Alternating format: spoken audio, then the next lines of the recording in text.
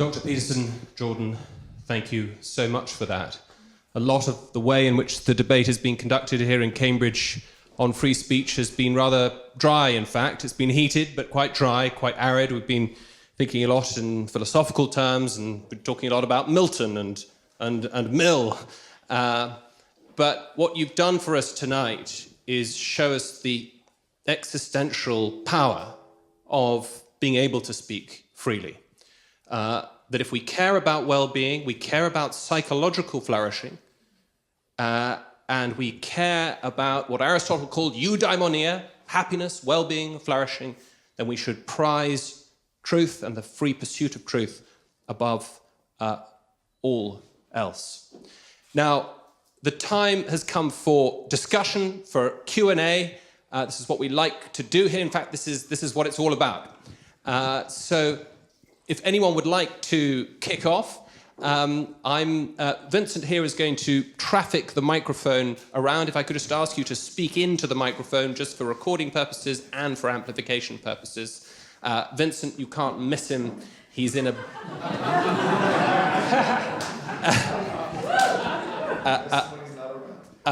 bone white suit in the middle of a Cambridge November. So just make sure that you put your hand up clearly so that he can spot you. And then, since Vincent will have the mic, I'll let Dr. Peterson pick the questions as they are. Emily. Hello, Dr. Peterson. Thank you so much for coming to talk to us. So I have a question. It's sort of personal. So I've recently become convinced that I'm called to work either in politics or at least in the public intellectual space. And I want to do that because I really love my country and I want to try to help preserve the values that have been at the foundation of our country. But I'm worried that I'm going to be seduced by the lust for power, and I was wondering if you had any advice for how to fight the lust for power.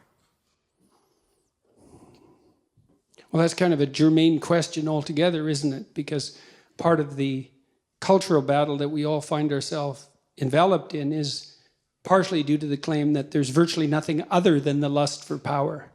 And, I would say, fair enough in some limited sense, that bears directly on your question, because you see that as a temptation that might be powerful enough to bend and distort you as you attempt to make your way through, let's say, the halls of power. Well,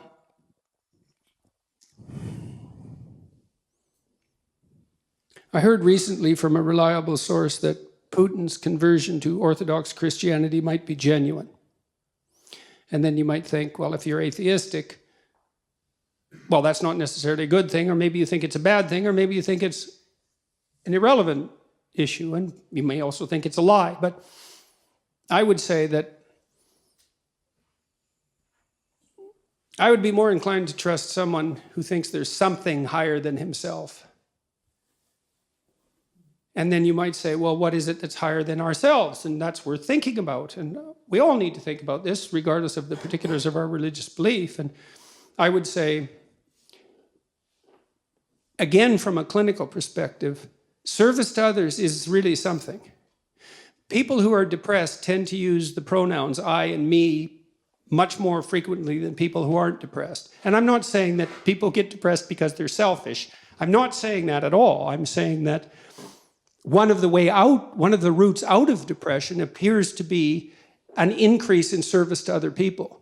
And I think the reason for that is because we aren't power-mad demons at the core, even though we may be tempted by such things, and that we find the genuine meaning that offsets genuine suffering in the genuine service to others. And I think it's a big mistake to be cynical, especially prematurely, about such things as political activity, because they're necessary, despite, let's say, their adversarial and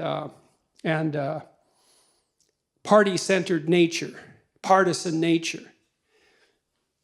You have to be clear about what you serve and why.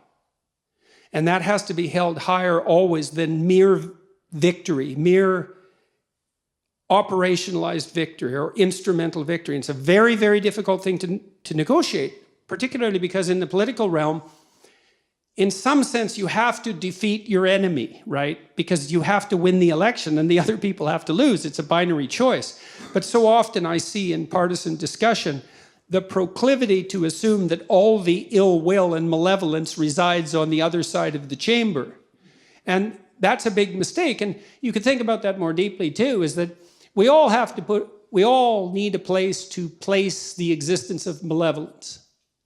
Right? Because malevolence clearly exists, and we all suffer from the weight of malevolent history, right? Because even the grounds we walk on here, which this is a remarkable and wonderful place, I mean, English soil is soaked with blood, just like the soil of every place in the world. That's part of the human heritage, and all of us bear the marks of that conflict in some sense in our souls, partly because of the possibility for us to engage in that, but also partly because part of the reason we're here in all this privilege is because of all that catastrophe. Well, the best way to localize that malevolence is inside you, right? And to remember that the enemy that you're fighting with, the greatest enemy that you ever fight with, is in your own heart. And that'll also stop you from confusing that true source of malevolence, let's say, with your mere political enemies. And that isn't to say that you won't encounter malevolent behavior, although most of it in the political sphere, as it is everywhere, most of it is more ignorance than malevolence, although willful blindness certainly plays a large role. And so you need to know what it is that you're serving. And I would say one of the ways to do that practically, or a couple of ways to do that practically, is you need a good team around you, the people you really trust, and who can watch you, and who do it with a certain degree of impartiality, and who are disagreeable enough to talk to you when you do something wrong. So you need trusted advisors. And then the other thing I would say is you really need to listen to your constituents, because they will tell you what the problems are if you listen to them. And if you really listen to them, well, then you'll have your feet on the ground, which is where they should be, and you'll know what the problems are, and you will win elections. Because what people really want from their leaders is to be listened to, and then for those leaders to articulate what they've heard in the halls of, let's say, influence and power. And so if you know those things, if you know you need to listen, you need to get in touch with the people you're representing as regularly as you possibly can, and mostly to listen. I knew a man in Canada who started a political party, which is a very difficult thing to do. And not only did he start it, but he rode it to sufficient success so that he became the leader of the opposition in Canada within about 10 years. And I asked him how he did that, because it's like, well, really, how did you do that? That's actually really hard. And he said he would go out from constituency to constituency and make his stump speeches, but what he really liked was the Q&As, because people would tell him what their problems were. Then he knew what the problems were. And out of the dialogue would also emerge the answers that the audience found compelling. And so not only would they tell him what the problems were, but they would tell him the answers they would like to have what instituted to solve those problems. It's the same thing that comedians do when they finesse their acts in front of live audiences before they practice them in front of a large audience. They tell jokes, and the audience either laughs or they don't. If they laugh, then you keep that joke, and if they don't, you throw it out. And soon you're just as funny as the audience can possibly manage. And it's the same thing. You can also do that in a dark manner, by the way, which is what Hitler did. So he could utter terrible things and wait for a response and collect those. And so then you become the embodiment of the shadow of your people. So I would recommend that you probably don't do that. Thank you very much. You're welcome.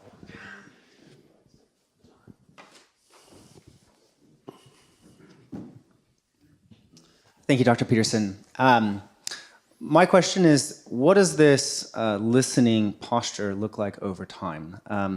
And with your knowledge of personal psychology, I think we can all say we've somewhere encountered one of those relationships where one person does all the work and the other person can't engage in this, even if they have been listened to over and over and over again. But at our society level, if that does happen, now let's try it. I totally agree with you. Let's listen. If we wind up in this, sometimes it's always listening and it never turns into listening back. Right. What's that look like over time? You do test for reciprocity. So children, for example, when children are investigating potential play partners on the playground, they'll come up to a child, let's assume a child of roughly the same age, because that would be the most common situation. Maybe we're talking about kids who are 4 or 5 years old. And they'll throw out a play gesture that's rather simple, so maybe that a 2-year-old could manage. And then if the person manages a proper response, then they throw out a little more sophisticated gesture. And if the person responds appropriately, then they ratchet up to just above their developmental level. And then they play like mad at that level, and that'll make them friends. And so partly what they're testing for there continually is whether there's something approximating reciprocal altruism, right? It's tit for tat in the positive sense. And I would say that, well, we know there's actually a literature on this, which is quite interesting. This is also something very practical to know, and I'll get to another practicality here. So there have been psychologists who've done empirical investigations into what predicts the longevity of a relationship. And so here's one experiment that was conducted multiple times, and I believe this is very reliable data. So imagine you have the two partners in a marriage, each rate the number of encounters they have with their other partner a day. And it's kind of an arbitrary and subjective measure, but it doesn't matter. You might say, well, I talked to my wife 8 times today. We had 8 different interactions. And then you'd say, well, did you rate those for whether they're positive or negative? And then you can calculate a ratio of positive to negative. And then you can use the ratio to predict the longevity of the relationship. And the data show that if the relationship interactions fall below 5 positive to 1 negative, then the relationship deteriorates and is generally doomed. And so 5 to 1, it's a preponderance of positive interactions, but we're wired so that negative interactions hurt us more than positive interactions help us if they are of the same magnitude. So, for example, people will work harder to avoid a loss of $5 than they will to attain a gain of $5. And you might say, well, why is that? And the answer is, you can be absolutely dead, but there's only so happy you can be. And so it's better to err on the side of conservatism in the domain of negative emotion. And so, but interestingly enough, if the interactions rise so that they exceed 11 positive to 1 negative, the relationship also deteriorates. And so what that suggests is that there's it's sort of like smiles with teeth, right? You want a fair bit of positive emotion and reflection from your partner, but you don't want them to be a naive, dependent pushover who's afraid to stand up for themselves. And so you want to, because you're a nasty, horrible human being, and now and then you poke your partner just to see if there's anything there, because that's what you're like. And if you find out there isn't, you'll run roughshod over them, and you think you won't, but you will, especially if they're very good at implicitly encouraging that, which dependent people sometimes are. So you do assess for reciprocity, and the basic rule is you want approximately equal reciprocity in relationships that you want to maintain. Now, maybe, you have enough additional resource to be the giver more often than receiver in some relationships, but I don't even think that really works that well with children. You obviously have to take care of them, but it's not like they don't deliver the goods to you if you have a good relationship with them. And you want to some degree, to enforce that reciprocity. Now, you might say, well, what happens in relationships where that's impossible? And, well, I give you a practical piece of a suggestion on that front. And this is another thing you can do in your own household. This is so useful, man. If you get good at doing this, your life will get so much better. You can't believe it. Is watch the people around you, and whenever they do anything that you would like to see repeated on a regular basis, tell them exactly what they did in detail, with, be positive about it, obviously, and just indicate that you noticed. And because I saw this when I was grading student essays, and so I taught this seminar for a long time, and I was trying to teach kids how to write. They were in their 4th year of university in the honors psych program. You'd think they'd bloody well already know how to write, but they didn't. And so I'd have them write a 4-page essay on a given topic, and then they had to rewrite that to a 6-page essay, and then they had to rewrite that to an 8-page essay. And the first essay I graded, it was only 5% of their grade, and I told them, I'm going to cut you into ribbons, but it doesn't matter because it's 5% of your grade, and so they could tolerate that. And generally, by the 3rd essay, they had written the best thing they'd ever written in their life, and they learned so fast it was unbelievable. But one of the things I noticed was that they did a little testing with the first essay. They'd hand in something. It was just like, God, formulaic, boring. They weren't in it at all, you know. There was nothing of the person in there. There was no thought. There was just the kind of psychobabble that they'd learned, especially if they were in faculties of education. And it was dry and dull, and everything about it was wrong. And so those are hard to grade, right? It's like, what's wrong with my essay? Well, the words aren't right. The phrases, they're not so good. They're not organized well into sentences. The sentences aren't sequenced well in the paragraphs. The paragraphs don't make a coherent argument, and the entire thing is empty. But other than that, no problem. It was often easier just to rewrite those essays than to grade them. No, so in any case, though, one of the things I did learn was that even in an essay like that, there is usually like one sentence or two sentences buried on like page 3 that was an actual thought and reasonably clearly stated and somewhat gripping, you know? It was like the person popped out from all the background rubbish and said, well, what about this? And if you saw that and checked it and said, hey, you hit the mark right there, the next essay would be like 2/3 that. And that was really fun to see. And then maybe by the third essay, maybe it was all like that. And then they were really thrilled. It's like, wow, I wrote this, you know? And it was sort of the culmination. Well, it was a fourth-year seminar. It was the culmination of their career as a psychology undergraduate. So that was great fun. But you can do that in your own household. If the envious part of you isn't jealous of the revelation of the goodness of the person. And so here's the opposite tack, if you want to do this. So imagine that you're a man who's managed to attract a mate and he believes he's punched above his weight. So this woman is more attractive, let's say, more vivacious, more desirable than he deserves. So that's going to grate on his soul a fair bit, right? Partly because her shining casts a dim light on his lack of utility, let's say. And so you can imagine someone like that being prone to jealousy for obvious reasons. And so the best tack to manage in a situation like that, if you're that man, is to wait till your wife dresses herself up in a particularly attractive manner and then either fail to notice by occupying yourself with something trivial while she's attempting to gain your attention, or by criticizing her directly for what she's just managed to do. And if you do that 50 times, let's say, you can be sure that she'll never reveal her attractiveness to anyone else for the rest of her life, including you. And you'll get exactly what you deserved. So that's the opposite of watching people carefully. Now, I learned this in part from Skinner, B.F. Skinner, the famous animal behaviorist, because he used all sorts of reinforcement contingencies to shape animal behavior. And Skinner was unbelievably good at this. He trained pigeons in World War II to guide missiles by pecking at photographs. So they could map the photographs onto the missile trajectory, viewing the territory underneath, and peck accurately enough to guide the missile to its destination. That was discontinued as the technology for guided missiles developed, but Skinner could do that. And, you know, we think pigeons, well, they're not that bright. It's like, they're smarter than you think, pigeons. That's why they can live in cities. That's not easy for a bird to pull off, you know. It's not their natural habitat.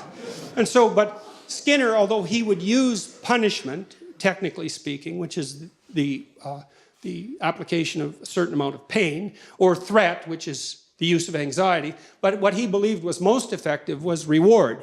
But it required a tremendous amount of attention. So, for example, if Skinner was trying to train a rat to climb up a little ladder and then across the ladder and then maybe do a pirouette and come down, which he could do with no problem, he'd just watch the rat, and then when it got close to the ladder, he'd give it a food pellet. Now, his rats were starved, by the way, down to 3/4 of their normal body weight, so they were pretty eager to work for food.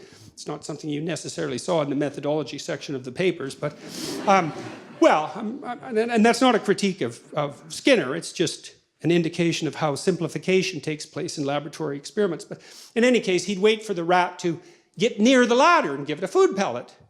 And soon the rat would be hanging around the ladder quite a lot. And then now and then, just more or less randomly, the rat would put a paw up on the ladder. Food pellet. Well, then the rat would hang around the bottom of the ladder with paw up. Well, if he did that continually, through observation, he could get the rat to do pretty much anything that you could imagine a rat could do, and then maybe some things you couldn't imagine. And this isn't a manipulative technique, by the way, although it can be used that way. It's not effective unless you do it with a certain degree of wisdom. You want to think, well, what do you want in your house? How about peace, tranquility, happiness, and humor? Something like that. It's not a bad first pass approximation. And you got to get that in your head. It's like, do you want that, or do you want the delights of endless martyrdom? Because you have to make a choice, and you might think, I wouldn't pick martyrdom. It's like, really? Really? You wouldn't, eh? You'd pick peace and happiness and humor, and so everywhere you go, that's all you're ever surrounded with. It's like highly improbable. So don't be so sure you're aiming up.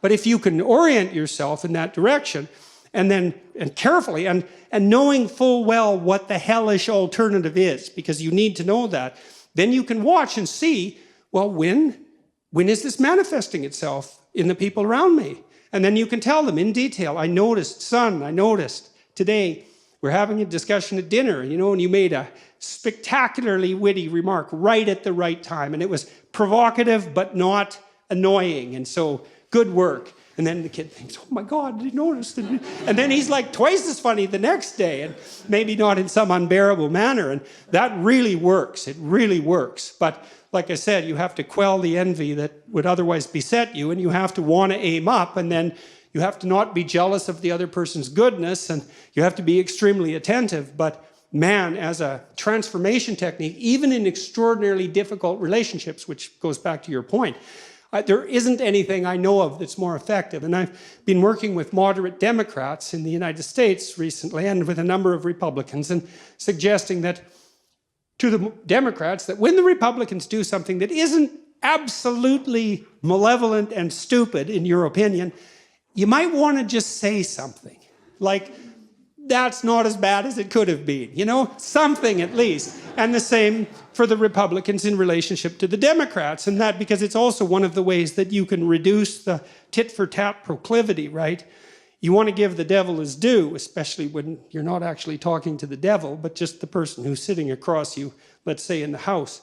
It's an unbelievable, and people, that's another issue. I mean, if you want people to appreciate having you around, learning how to listen, that is a skill that is absolutely unbeatable. And this technique of summarizing to their satisfaction, that works like a charm. And it's not, you might be a little awkward when you first try it, and might feel a little manipulative because you're not that good at it. But if you get expert at it, and you have the greatest conversations with everyone. I had people in my clinical practice who were extraordinarily impaired intellectually and suffering from all sorts of assorted pathologies in addition to that. And if I was listening to them properly, they were as fascinating as anybody I had on the, say, more able and competent end of the spectrum. And you learn so much because there is nothing that people won't tell you if you listen. It is absolutely amazing what people will tell you. And so quickly, they'll reveal things they didn't even know about themselves. And they need to know those things often. They've been hidden for years. It's so rewarding. And then this use of attentive reward, that's also, it's fun in a game-like sense once you learn to play it, because you're watching. You think, I'll just wait. This person's going to do something good sooner or later. It's like, pat, good work. And people are so thrilled that little manifestation of goodness in their heart that managed to sneak out past their cynicism and boredom was recognized. They're so, it restores their faith in what's good inside them. It really does. It's unbelievably powerful. And so that can work if you're embroiled in a difficult relationship, and you can't escape easily, or maybe you can't escape on moral grounds. That listening, that helps a lot. You might have to listen a lot, but that use of judicious reward, man, that's a powerful technique. So, Dr. Peterson, thank you so much for your work and your passionate defence of free speech. In relation to and therapy as well, the UK government's currently consulting on banning so-called conversion therapy. And I wondered what your view was as a therapist on that in relation to talking therapy in particular. Well, The first thing I would say about that is that as soon as it's termed conversion therapy, the argument's already over, right? Because this is one of the things, conservative politicians are particularly bad at this, by the way. That's why I mentioned at the beginning that you should never discuss viewpoint diversity. I mean, you think about what you're doing when you discuss viewpoint diversity. You think, you're conservative, let's say, that you've just pulled a fast one on the lefties. It's like you're so gung-ho about diversity. What about viewpoint diversity? And you don't even notice that you just subordinated the highest value in the hierarchy of values to diversity. You lose, buddy. It doesn't matter what argument you make after you've done that. It's like, I define the terms of the debate. I established the questions. You seeded the terminological ground. You can flap your lips all night, but you're not going to change that. And so the conversion therapy issue right there is the way, as soon as that's framed in that manner, it's a lost cause. Like I had a client, a young man, who was being pressured quite intensely into a homosexual relationship by someone who was attracted to him. And he was genuinely confused about his sexuality and certainly about how to respond. Well, I wasn't going to do conversion therapy. I mean, I don't know what's up with this kid. I have no idea. And neither did he. And so the goal there is if someone comes to you who's confused about their sexuality, and like, have you met someone who isn't confused about their sexuality? It's really complicated, especially when you're 16, Well, you listen and you try to sort them out. And if you have any sense, you realize that you have enough trouble with your own destiny to not bother imposing your viewpoint, moral or otherwise, on this teenager. You want to help them come to their own conclusions. And it's an axiom of clinical practice that only those formulations that come from the client themselves will result in anything approximating lasting behavioral change. So, you could come to me and I could give you advice, and you might even think it was good advice, but you're not going to take it because you can't even give yourself advice and take it. How are you going to take it from a relative stranger? But if you go through the process of thinking it through, like really deeply thinking it through, and you draw your own conclusions, and then maybe you practice their implementation, there is some possibility of change. And you just can't do that by, like conversion therapy. So, and it's partly because there is enough temperamental variability in people that you don't know what the right answer is for the person who comes to see you, no more than you know what the right answer is for your children or for your mate. And hopefully what you do is, in this process of dialogical relationship and mutual revelation, the person's pathway becomes clearer. And I do believe that the goodwill exchange of thought does, in fact, constitutes that process. So, as soon as it's conversion therapy, the game's already lost. But there's a fair bit of fluidity in human sexuality. And people have to come to terms with that. You might say, as a rule of thumb, and I think this is true, your life is going to be a lot simpler if you adopt something approximating traditional sexual roles. And so you step outside of that confine at your peril. But it might also be your necessity. Who's to say? So, and you help the person, in humility, you help the person discover that for themselves. And so I think the talk of conversion therapy, if someone's saying, I'll cure you of your homosexuality, it's like, it's not a disease, first of all, and so it doesn't need a cure, and probably you can't do that anyways, and it's not the proper way to advertise clinical services, let's say, because that isn't really how a clinical relationship works. So the argument, in some sense, is beside the point as far as I'm concerned. So. Thank you so much for such an amazing talk, and the definition you gave of freedom of speech, I think, is not heard enough. Something I would like you to perhaps talk about is many people talk about the failure of the university as the failure of the marketplace. And many say... The failure of their leaders? Or the university. Yes. The university setting as a failure of the marketplace. And some say it is because freedom of speech has fallen out of fashion and is not used enough and being criticized too much. My question is, do you think the marketplace of idea, if you believe in such a thing, can be fixed by putting at more upfront what you've been redefining as freedom of speech? Or is there something in the marketplace of ideas that is broken, and perhaps we should fight specifically some ideas all the time, and it's not good enough to have them on the marketplace of ideas that are very evil and bad themselves? Is there Well, it might not be good enough, but it's the best we have. That's the thing, and it's also the case that substitutions tend to make things worse. We don't have anything, well, what do we have except for the free expression of ideas? We have tyranny and conflict, because the alternative to politics is war. It's not peace, that's for sure. Peace, that's hard, man. That's a hard thing to attain. And so you have the intense battleground of ideas, and the people who are concerned about, let's say, offense, like they have their point. Words can hurt, and they can hurt deeply, but they don't hurt as much as sticks, and they don't hurt as much as knives. So it's a little bit of what ails you, you might say, to stave off something far worse. And that doesn't mean that the intensity of discussion, you can have discussions that are incredibly upsetting. But the question is, well, what do you have when you don't have them? And if you think that what you have by not having those discussions is peace, then you're either naive, willfully blind, or malevolent. Those are the options.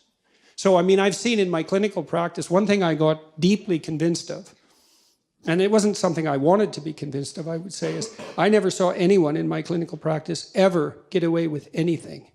Not even once. And so they'd come because they were miserable for one reason or another, and sometimes deeply miserable, and we would trace back the genesis of the misery.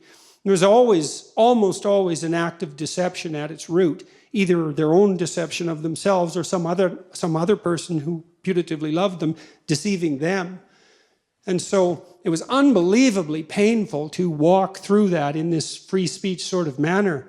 But the alternative, which was living with the insane tension that accompanies the unrevealed truth, let's say, in the bosom of a dysfunctional family, like as terrible as it is, wading through the monstrosities, living with them endlessly as they grow, that is no solution. And so we don't want to be Pollyanna about this. Like, there's nothing.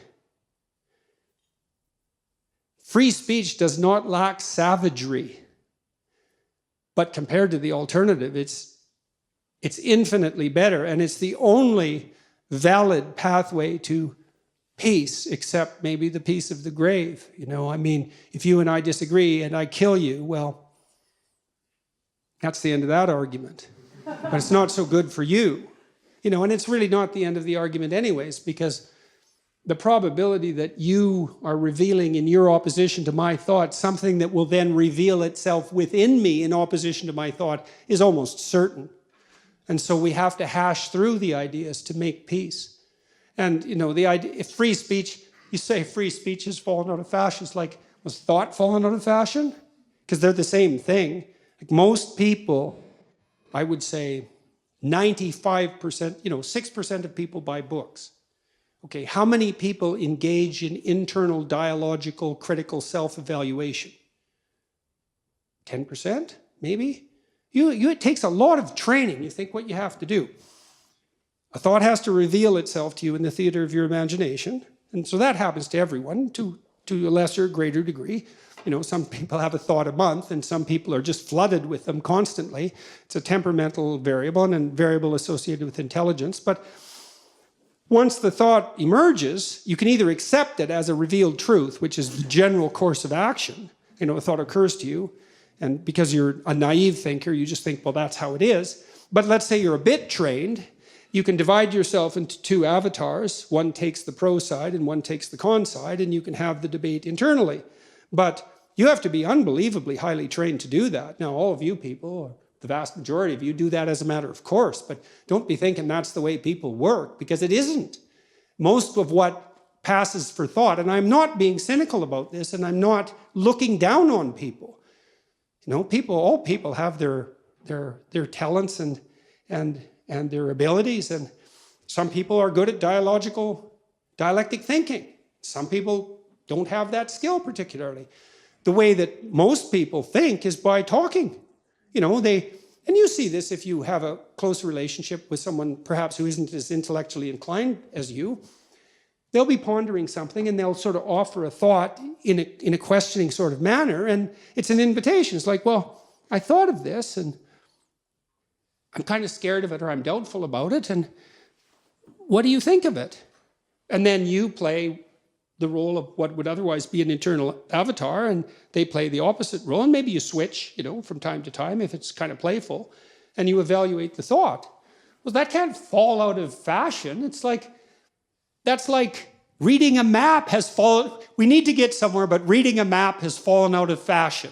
It's like, well, we're not going to get anywhere then, are we? Because that's how you get places. And there's no, that's why I said earlier, freedom of speech is not just another freedom among freedoms, and it's certainly not another right among rights. It's certainly not, and that right is certainly not granted to us by the social contract or a derivative of government fiat. That's an absolute misapprehension, which is why I think as well that there has to be something like, for atheists and believers alike, a divine hierarchy of value outside the political process to which the political process refers. And one of the wonderful things about the English law, common law tradition is it's grounded in such a metaphysical reality such that we have all the rights there are, except those that are expressly forbidden to us by the common law tradition. It's like, yes, good work, English people. So, you know, as opposed to French civil law, let's say. So, because there you're granted the rights by the state, and that's just, your rights are not a social construct. That's just simply not the case. It's not the case psychologically or physiologically for that matter. So. Hi, first of all, I'd like to just say thank you for having the courage to pursue the truth, and I'm very proud that you're Canadian, especially since truth has been so fraught lately in Canadian politics. My question is, what would you say to someone who has been through a traumatic experience and wants to avoid the culture of victimhood that encourages people to identify with their trauma and capitalize off of being the most victimized person? Okay, well, there's two things that I addressed there. People say this courage, they talk to me about my courage fairly frequently, and that's not right exactly. I just learned to be afraid of the right thing. And I really mean that. I mean, I saw in endless repetition in my clinical practice and in my own private life, when my eyes were open, the consequences of not saying what was true.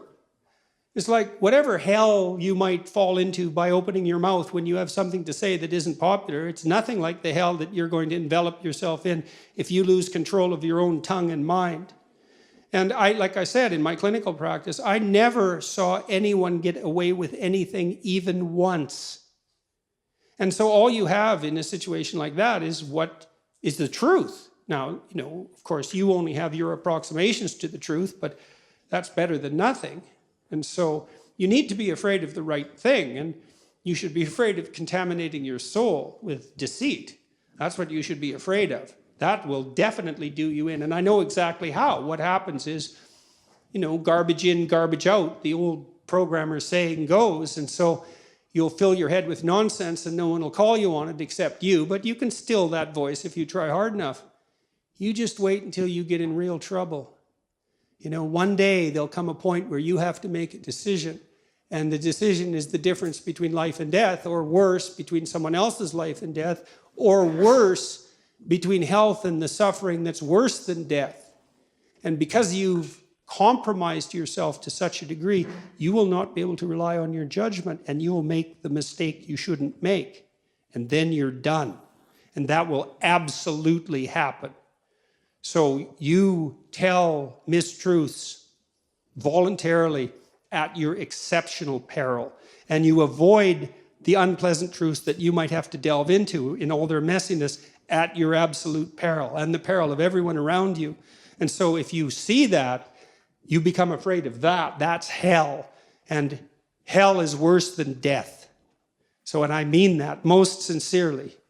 So, okay, and so that's the courage issue. And then you asked about, I'm sorry, I obliterated the last part of your question. What would you say to traumatic experience and wants to avoid the culture of victimhood or identifying as a victim. Well, the first thing is, well, if you want to avoid that, you're sort of on the right path already, right? Because you have some vision of what it might be like not to be traumatized, to not be a victim. Well, first of all, I mean, in some sense, there's no shortage of victimhood. I mean, you know, the existential psychotherapists in the 50s, taking a page from Heidegger, talked about thrownness, right? The arbitrary nature of our existence. I mean, here you are, you have the ethnicity and race that was bestowed upon you. You had no choice in that. You're the victim and the beneficiary of this particular historical moment. You know, you're the victim and beneficiary of all the atrocity and the wonders of the past. You deal with your own emotions. You deal with the fact of this specific time and place, all of that. And there is a sense of, well, there's a sense of mortality, certainly, that's associated with that, with finitude and mortality. And you can easily say, in some sense, that we're all victimized deeply by our own susceptibility to vulnerability and tragedy. And I think that's true. But then the question is, well, what's the best way of dealing with that? And falling prey to it. When my daughter was young, she was very ill. And one of the things we told her repeatedly, and which I think she did very well to her credit, was often she was too ill really to be able to go to school because she couldn't wake up in the morning and she was in pain. But she needed to go to school. And well, one of the things we told her was, don't use your illness as an excuse, right? Because you're already in trouble, kid. You know, you got your problems and they're serious. But if you can hold on to the distinction between the part of you that can, in spite of this, and the part that can't because of it, and not blur that distinction, then that's one more thing you have on your side while you're attempting to struggle through this. And to her credit, she managed that, and quite pristinely, and that was extraordinarily helpful. It was very difficult at times. After she had her hip replaced, she couldn't get around that well. And so we decided to put her in a motorcycle course, which was rather a terrifying thing to do since she just had a hip replacement, but she needed to have a scooter to get around. And so she went with her mother to this motorcycle course, and they were driving motorcycles, not scooters. And at one point, one of the people who was being trained wiped out on the motorcycle, and, you know, it was rather traumatic, let's say. And she woke up the next day and was too afraid to go to the course. And so we said, well, you know, it's understandable. Why don't you just get in the car and go to the course and see when you get there if you can manage it? And she got herself out of bed and went and managed it. And then she passed the course. And then she had a scooter and could zoom around the city for the next couple of years. And so that was really good. But it was very hard to draw that line, right? Because in some sense, she'd been victimized by this arbitrary illness. And, you know, you tend as a parent to have an outpouring of empathy, the empathy that can destroy under those circumstances, because you coddle the person more than is absolutely necessary, right? And you have every reason to, because they're suffering like mad. But you want to be a victim and be a tragic figure? You know, and you might say yes, but you wouldn't if you thought it through. So, and then if someone asked me that question, say, in a clinical setting, I would do a little analysis of it. It's like, okay, well, you're suffering from this traumatic experience. You want to get over it. We'd have to figure out what the practical steps might be, and that might be finding somebody to talk to, or there's other ways of dealing with it. But you delve into the practical realm to sort of address that. So, yeah. Oh. Thank you so much for your talk. On a couple of occasions, you mentioned Judeo-Christian values during the talk, and in the recent question, you talked of the English common law, which sort of alludes to the divine. 1 in every 6 people in the world live in India today. India has a democratic, secular constitution, and yet the culture is Vedic, and caste is central to society. How would you speak about the freedom of speech into a culture that has that in its faith and beliefs, and at the same time, in certain fringes of the political movement, certain radical ideological movements, there's a belief that these freedoms are a Western import. So how would you healthily speak into that culture about upholding the freedoms? Well, the first thing I would want to do if I was doing that, practically speaking, is I would like to talk to as many people who hold those particular views as I possibly could to find out why they think the way they think. You know, when they say that it's a Western import, well, what do they mean? Because in some sense, it is a Western import. I mean, India has a body of laws that at least in part is derived from the English common law tradition. And so it was imposed upon or introduced into that culture. Now, it took to a large degree. And I don't believe that you can import a propositional structure without the underlying imagistic ethos and behavioral proclivity. It just won't work, right? Because the infrastructure, so to speak, isn't there. And so the fact that it has worked, at least to some, well, I would say some remarkable degree, because India is really a remarkable success story, indicates that there is some correspondence between the English common law tradition, which emerged gradually and in some sense incrementally and organically out of the will of the English population, and it matches the same strivings and proclivities that you might find elsewhere. I would also say that the relatively radical comparative economic success of states settled by England in its history of colonization, let's say, also points to a decent fit between the English common law tradition and a whole variety of other cultures. Now, that doesn't mean the match is perfect. And so, to some degree, the argument is correct. It's imposed, at least as a set of propositions, but it's incorrect because I think it reflects something that's fundamental at the level we've been discussing today. But if I was trying to mediate those disputes, and I've been having increasing numbers of conversations with people on the Islamic side of the world, trying to do exactly that, is the first thing I want to do is listen a lot, because I don't know what, I'm so ignorant about such things, I just don't know what people actually think. And so you can't begin to address a question like that till you find out why those who stand in opposition to your claims, let's say, why they think the way they think. Now, the probability that there's no tradition, say within Indian families, that approximates free speech in flourishing families, it's like, that's zero. Because it's not possible, you know, and if it's just a tyranny, if it's a tyranny, well, tyrannies aren't sustainable. Chimps can't even sustain tyrannies. You know, and I'm saying that for technical reasons, you know, because there is this idea that's quite promoted that complex animals like chimpanzees live in dominance hierarchies, and it's the meanest, toughest male chimp that rules the hierarchy, right? And he's like Stalin, except in chimp form, which actually places him somewhat higher on the evolutionary scale than Stalin. And so, but Frans de Waal has investigated the structure of those societies in great detail, and it's simply not the case that the most tyrannical chimp is on top. In fact, the chimp males who sustain leadership across reasonable amounts of time are unbelievably reciprocal in their interactions, especially with other males, but they're also particularly attentive to the females and the infants. And part of the reason for that is, well, let's say you're, you know, Joe Brute chimp and you're strutting around like a fullback and in Georgia constantly showing off your physical prowess. It's like, well, one day you're a little sick or a little tired and two chimps that you've tyrannized will tear you into pieces.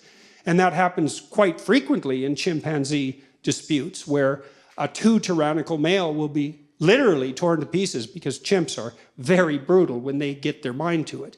And they're just taken out. And so there's a principle of reciprocal altruism, let's say, that's associated with the free exchange of ideas, and something like mutual valuation, and that's recognition of the soul, I would say, on a metaphysical level, that's a precondition for peace everywhere, not just in the West. And that's been propositionalized and formalized into law in different ways in different cultures, and sometimes not formalized so much yet, let's say, because many cultures are governed primarily by ritual and custom rather than, you know, a fully articulated body of laws. But the fact that that does not mean by any stretch of the imagination that English common law is somehow purely arbitrary social construction. It's like that's such a preposterous claim. So I would start by listening and find out exactly what the issues are, and then proceed from there.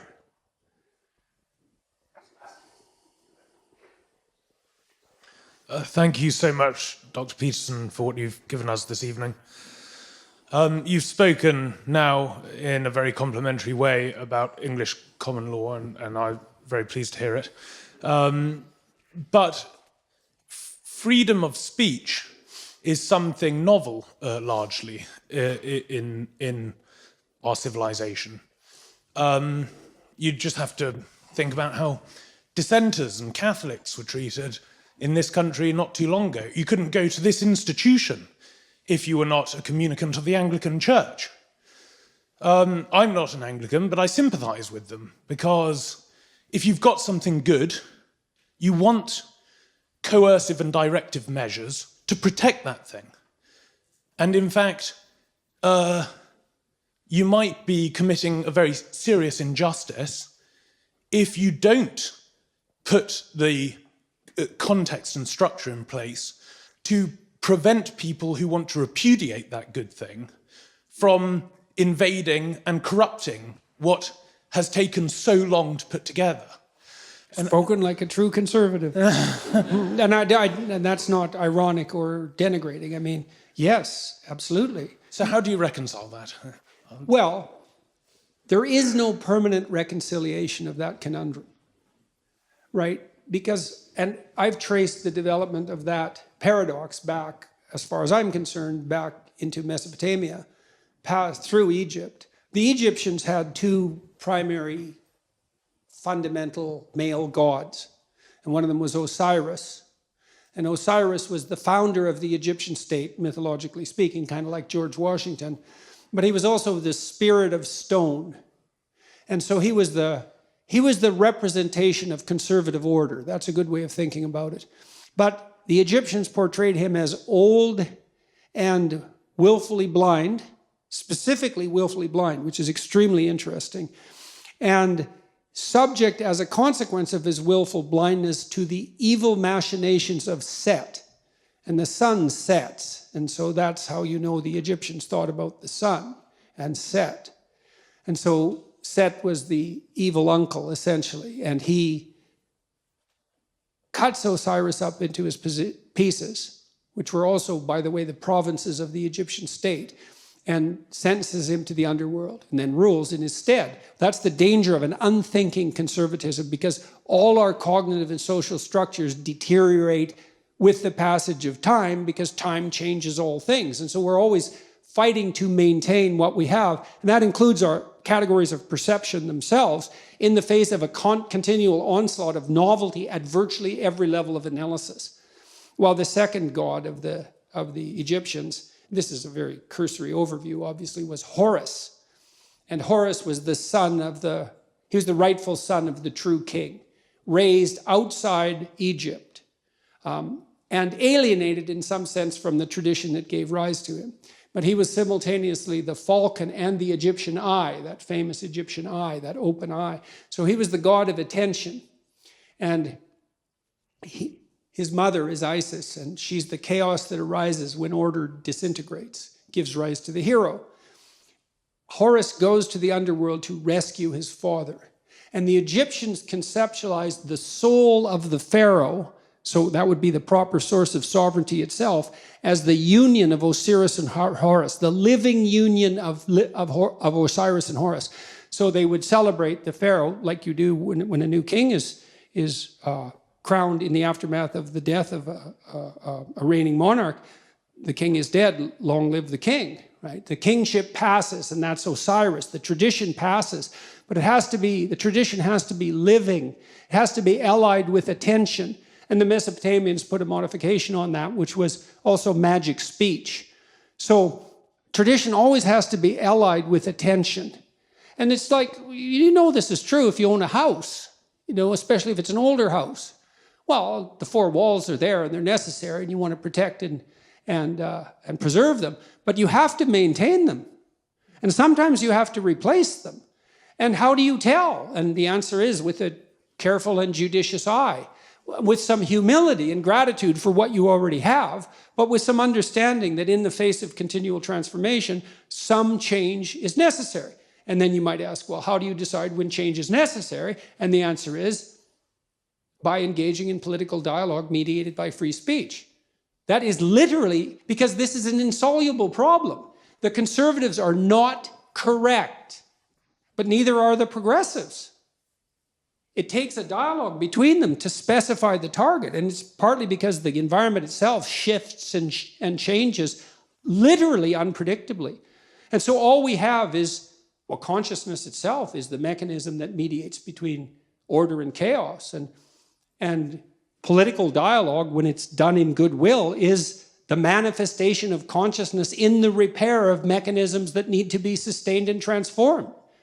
And so there's no end to the necessary dialogue because the future differs from the past. And that's the limit of conservative thinking, right? It's like, well, the noble traditions. It's like, fair enough, man. If you can walk down a road that's already been walked down successfully, that's a wise choice. But sometimes, there's a flood and the road is changed. The underlying topography is shifted. And then you wander blindly into a cliff or into a pit. So even as a conservative, and conservatives have more of the temperamental proclivity, let's say, to preserve and to respect, but they still have to be open to the transformations that are necessary to keep abreast of the times. And so we try, right? We winnow through the wheat and the chaff of the past, and we attempt to garner the wheat and dispense with the chaff. And the only way we can do that is through continual dialogue with ourselves, honest dialogue with ourselves and with others. So,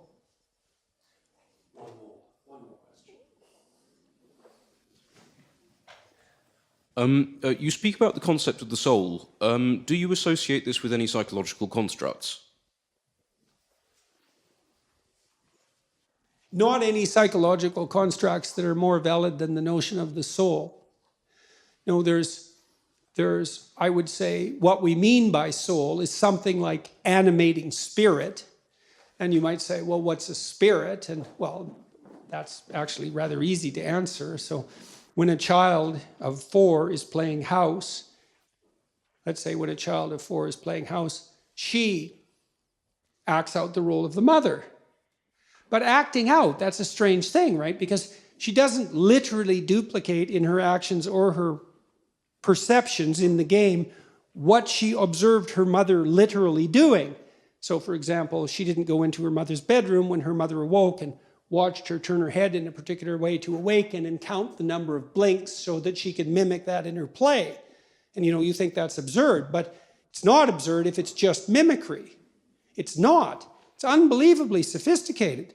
So what the girl does is she watches her mother manifest maternal behavior across a vast array of instances, and she integrates that with the image of the mother she's received from all the books she's been read and all the little movies she's watched, the Disney movies and so forth, and she abstracts out the animating principle of the maternal, and then she embodies that in play, and usually with a little boy, and that's practice for what's going to come later. It's unbelievably sophisticated, and she's embodying a spirit, and the spirit there is the abstraction of the central animating principle from multiple embodiments of its manifestation.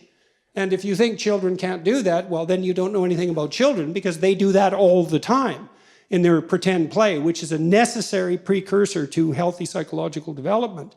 And so part of what we refer to as the soul is the presence of that spirit, or maybe even the capacity of embodying such spirits. And it's very difficult to know how deep that goes.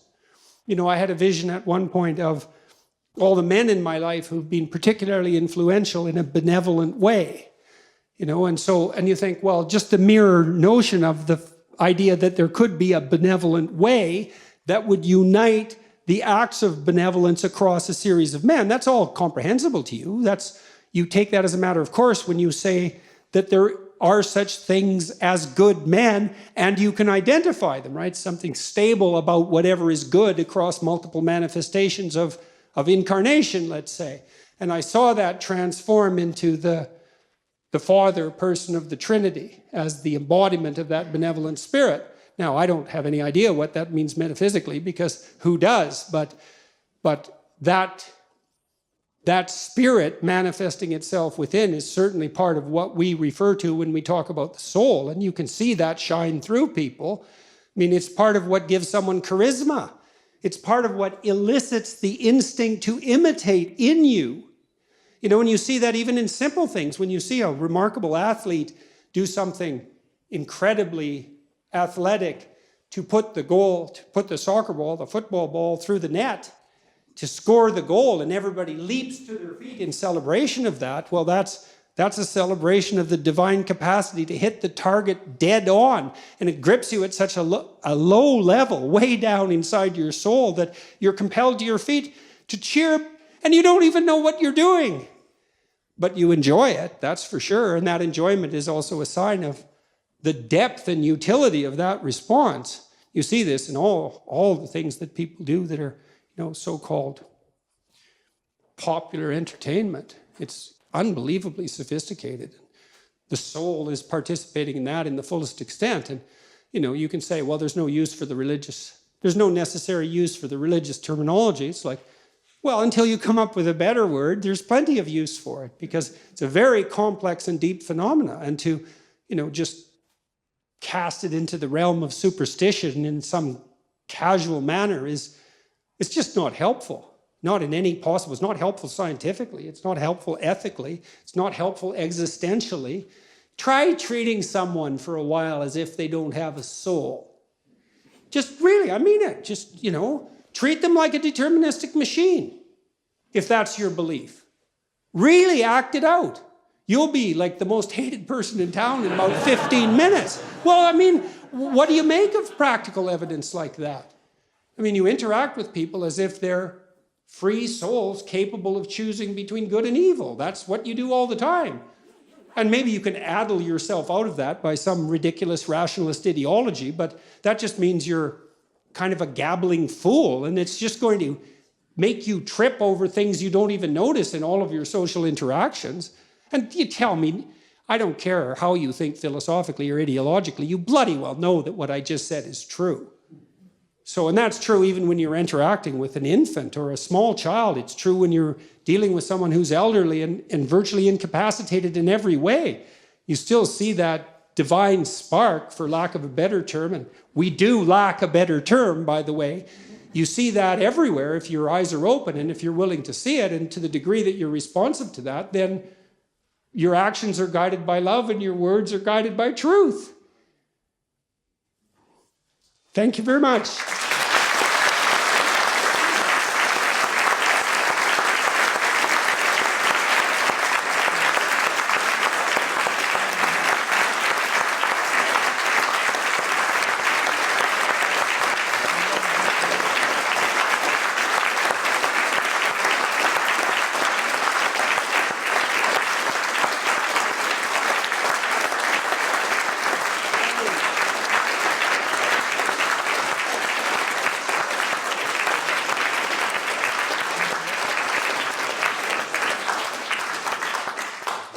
Well, ladies and gentlemen, that concludes the formal part of the evening's proceedings. Thank you so much for coming along.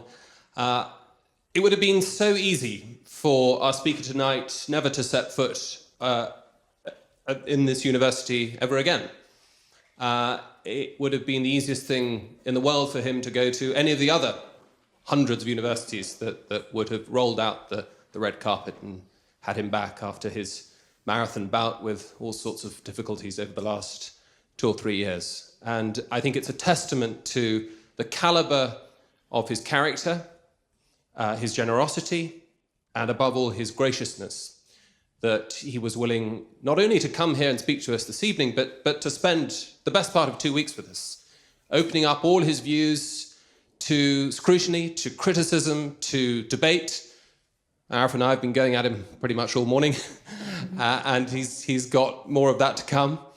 And this is just a slice of some of the engagements that he's going to be undertaking here. And I think it's quite remarkable that he's got that kind of resilience, stamina, that raw authenticity that has moved and changed the lives of so many. So it's been a great privilege for me to be part of this, and I hope that the same is true for you. Thank you all so much for coming. I believe that Colin Hewlett here will be taking photos with Jordan, as he may be tempted to come out, so you won't have to fumble awkwardly with your iPhones, and I'm sure he'll be around for a few minutes just to speak. If you would be cognizant of his time, but I'm sure he'd like to say hello to as many of you as possible if the last few days walking around the streets of Cambridge are anything to go by. Thank you all so much.